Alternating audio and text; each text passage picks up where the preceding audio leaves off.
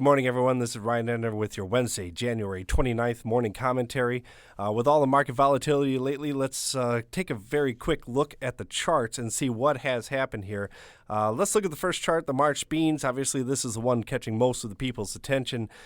Pretty ugly slide here in the last couple weeks as we see on this chart. What happened last night was a small bounce that was able to go back up and fill the chart gap left from Sunday night. That's likely the reason why we found the bounce that we did.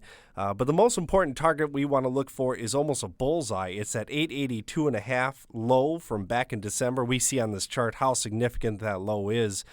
We will say that that's probably still a target for sellers to try and reach. And now that we filled that chart gap, we'll see if they resume downwards towards that target here after the 8:30 trade resumes. Flipping over to March corn, as much as we've been emotional in this March corn market or corn in general, the best word to use for corn here is sideways. The most recent low, 375.25. Most recent high, 394. Right dead in the middle is 384.5, and that's where just about exactly where we find ourselves here this morning. So we may be getting caught up in emotion with the big swings up and down, but as we see on this chart, clearly this market is still mostly sideways. So let's factor that in when we look at that market going forward. Flipping over to cattle here, we are seeing signs of fun liquidation in cattle. They had a high position of 90,000 longs. We could look back to June 2018 cattle, last time they liquidated 90,000 longs, to assume, let's say they do go as far as to liquidate all those positions. We see back in 2018 it resulted in an ugly slide of almost $22.